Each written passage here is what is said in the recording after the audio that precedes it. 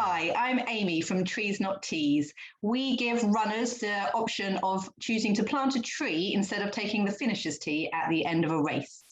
And today we're very excited to be talking to Vassos Alexander. Vassos is an author, endurance runner, and sports presenter on the Chris Evans Breakfast Show on Virgin Radio. And Vassos' third book about running, How to Run a Marathon, came out earlier this year. We're going to be doing a giveaway of this on our Trees Not Tees social media, so keep an eye out for that. Hi, Vassos. Hey, Amy. If we could just talk a little bit about marathons, first of all. I would say for most people, well, for a lot of people, the idea of running a marathon is extremely intimidating. So what would you say to those people? Yeah, forget all of that. Yes, it might sound intimidating, and it is. It's great. I mean, crossing the finishing line on your first marathon, there are few better feelings in the world. And yes, it is hard, but that's sort of the point.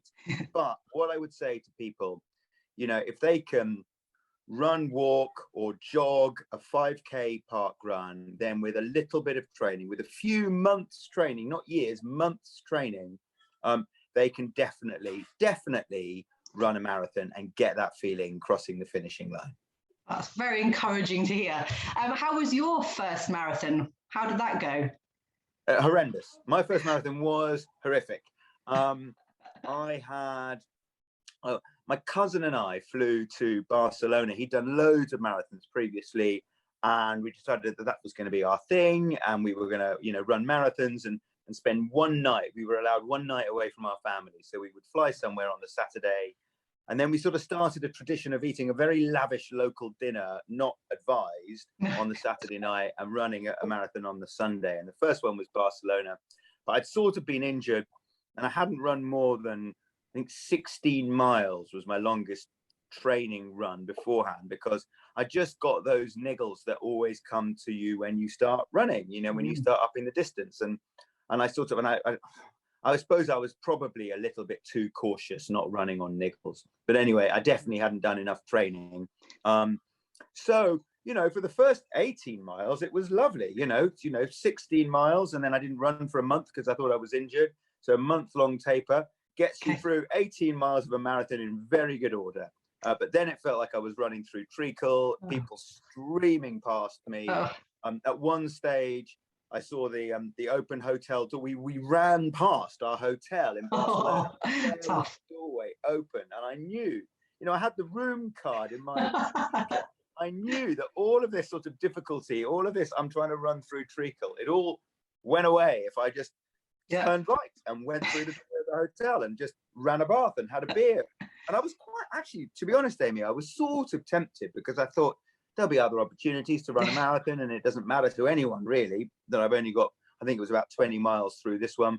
But then I thought, no, I just carry on, however hard it is, for the next 6 miles. I just carry on, one foot in front of the other, the next street corner, the next street light, the next lamppost, the next whatever, you know, the next aid station, and just, you know, I will do it if I possibly can. And I did it.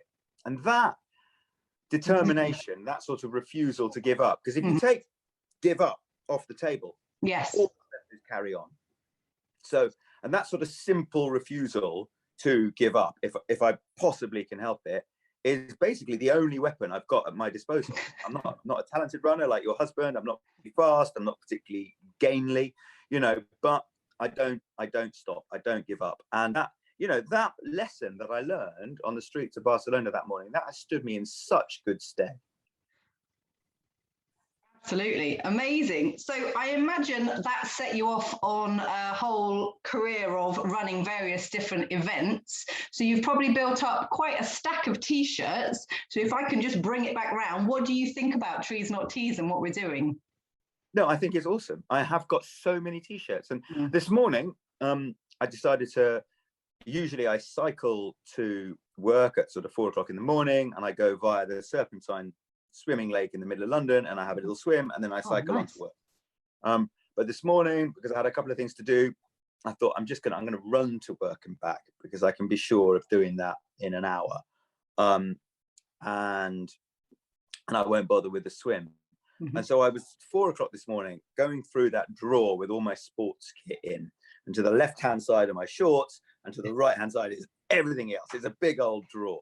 And I was bringing out these T-shirts, you know, Windsor Half Marathon, London Landmarks, Manchester Marathon, Athens Marathon. I found I did this ridiculously long race in Greece called Spartathlon, which was wonderful actually, but I found this finisher's T-shirt from there that even as they were giving it to me after 155 miles of running, I thought, I'm never going to wear that. It's a horrific color. So yes, what a load of wasted material is in, you know, only my drawer. And I've done, you know, I don't know, 100, 150 events. Wow. Imagine, you know, multiply that by however many, you know, runners there are, millions and millions and millions. And that's a lot of trees that can be planted and a lot of T-shirts that won't be wasted. So yeah, once again, awesome. I wish I'd thought of it. It's great. Thank you. Have you made any changes yourself? Do you say no to the T-shirts, or have you made any other little changes towards sustainability in your own running? Yeah, I've started feeling really guilty about getting on a flight to go and do an event. I was meant to do a very famous, very kind of historic ultra marathon in South Africa called Comrades last June. And so I was booking the flight in, you know, I suppose, so last June is June 2020. So I suppose I was booking the flight in November 2019, just after I got back from the Athens marathon, actually, which is, you know, which is on everyone's bucket list. If you're a marathon runner, you have to run marathon because it's the Athens rather, because it's the initial route from Marathon to Athens. And I was booking that flight and I thought, this isn't right. This isn't right that I fly halfway around the world, literally, to run in a race. And I was going to do it. Paul Sinton Hewitt, the founder of Park Run, and Sophie Rayworth from the 6 O'Clock News. We were all, you know, we were all in the same, you know, race, and we were sort of messaging what flights you're getting, what hotels, all that stuff. But I did feel a little bit of a pang of guilt, and actually booked the flight anyway. Obviously, I didn't go in the end, so I have loads of credit with British Airways because that could have flown anywhere. But then ever since then, I've just thought it's not right to fly. You know, I used to, you know, that thing I was talking about with my cousin. We used to routinely, we must have done it a dozen times. Fly somewhere on the Saturday, eat bigly on the Saturday night, run a marathon on the Sunday. Sometimes we had to run. I mean, there was one time, and I was quite new to marathon running, I had to run it in under 3 hours 15, or we'd miss our flight home. Oh my goodness. But you know, all of that's a lot of waste. I know. I've sort of knocked that completely on the head. I really want to experience some of the amazing American 100-mile races. I've done New York Marathon. I want to do Tokyo, but that's such a selfish thing. You know, I have sort of, I'm so lucky. I've run so many races and I've enjoyed them so much. And if you can make it, I don't know, part of a family holiday, if you're going to be there anyway, maybe. But at the moment, I'm really struggling with the getting on a flight just to run a race when there are so many wonderful events here on our doorstep. That's true. Yeah. And the other thing, I suppose, sorry to keep going on. The other thing, I suppose, is, even joining events. I really want to do a Bob Graham soon, and I know that involves me actually sort of going up to the Lake District loads. That people have offered to sort of take me around, but that's just a test of fitness, and that's not a proper Bob Graham. For those who don't know Bob Graham, it's a Lake District. It's a thing. There's a set a number of peaks you have to do, and you do it 24 hours, and it's a thing. And the weather's usually dreadful because it's the Lake District. And I want to do that, but even just going up to the Lake District, we're going next weekend as it happens, but I am going with the family. But even just those miles, just for a sort of training run, I've started to feel a bit guilty about. I don't know where this leaves me, to be honest, Amy. It just maybe leaves me running around Barnes where I live in London.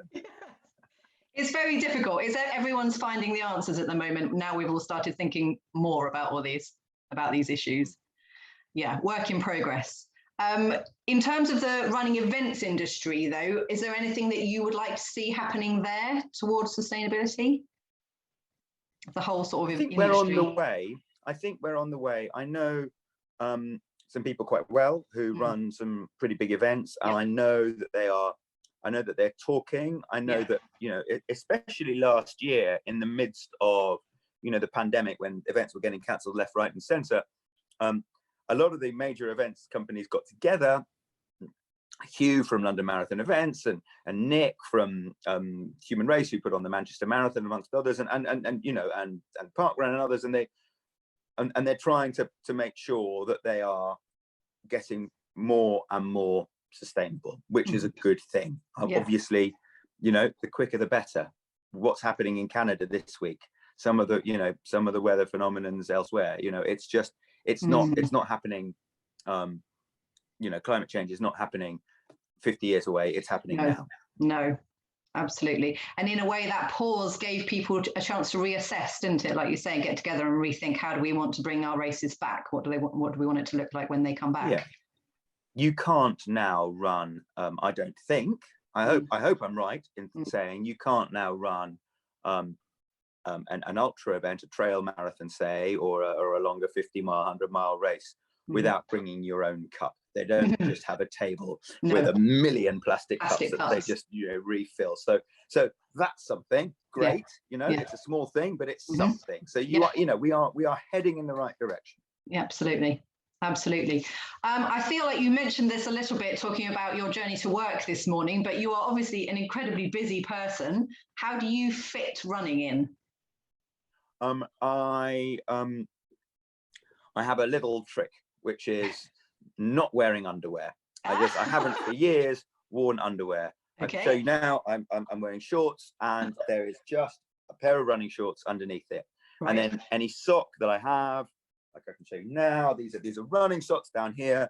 So basically, if I needed to go for a run now, all I would have to do is take my shorts off and go out the front door. You're ready maybe to go. Putting on one of those T-shirts that we disapprove of. But if you have to go upstairs, find your running kit, get naked essentially, and then redress, it's just another step. So there's that. If I've got half an hour, 40 minutes, and I need to get a run in, I can go and have a run. I don't have the 10 minutes or 5 minute faff of getting upstairs. It's just literally get out the front door. And the other thing I do is run my commute. If you run your commute, it doesn't take that much longer. Or you could even, if your commute's silly, then run a bit of your commute, and it doesn't take that much longer. And there, you know, I live 9 miles away from work. It's 9 miles there, 9 miles back every single day. That's 18 miles that I've completely banked before I've gone out for any long run, before I've gone out, you know, with the dog, anything like that. So, you know, it's just you just fit it around your life. That's brilliant. So really good ideas. Excellent. So I think I'm right in saying you started running in your mid-30s. Is that right? Yeah, early 30s. Early to mid, So how did that transition from non-runner to runner go for you? Did you just love it straight away? Yeah, it was vanity, really. I realized that I sort of hit my 30s and I started getting a bit of a belly, and so I started exercising just to see, you know, I didn't want to stop eating what I wanted, and I thought, well, let's see what exercise is like. And I didn't really like it, but then I did my first run outside, and even though it was tough, even though I barely made the end of my street, and I had to sort of start by walk running, which is fine, you know, it's great. And anyone who hasn't, you know, run yet, you don't have to run for an hour to be a runner. You walk for 5 minutes, run for a minute, walk for 5 minutes, run for, that's fine, that counts. And you know, and then I sort of started, you know, and it was tough. It's always tough. It's not easy, you know. Running's not easy. Running's not easy for me now, you know. Often, sometimes you get the sort of those, you know, heavenly days where your legs are just perfect. I had one this week. It was so nice. But generally, it's an effort. But there is something, you know. There's people say you run, you know, people run for their mind and for their body and for their, you know, and if you ask 1,000 people why they run, you get 1,000 different reasons. But if you ask me why I run, I'm all of those 1,000 reasons. It ticks every single box for me. You know, I love it. Plus the sort of simple, childlike joy of running when you could be walking. So I started running. I had no plan. I had no plan with it. kept going and kept going and kept going. And then, I did the Great North Run because I was working at 5 Live as a commentator at the time, and we happened to be in Newcastle, and I did it there, and then I loved that. So what would a marathon be like? And then what would a sub-3 marathon be like? And then what about if I went further than a marathon? And then and then and it's taken me to loads of brilliant places, and I've had loads of adventures, and I'm so grateful for it. I really am. What would you say is the most extreme event that you've done?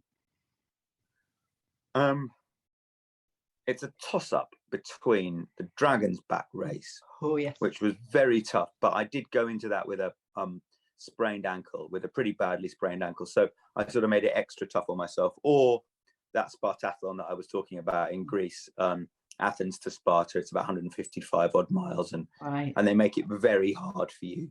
Like, you have to run the first marathon quite quickly, and it was that one. I'm going to go for Athens because I have my Greek heritage. I was, I was not able to walk for days afterwards. My legs only followed me around because they're attached to me, but I had to literally put them everywhere they needed to go, or crawl, or be in a. I mean, they had a party, like the mayor of Sparta has a party for you for the finishers, and then you go back to Athens, and then the mayor of Athens has a party for you the next day, and it's all laid on. And I couldn't go do any of that because I had to go back to work. But even if I didn't, there's no way I could have gone anywhere. I could not get, I had to be wheelchaired through airports. I mean, I went right to the end, to the very, very, very, very, very end of my limits. Wow. And then a bit.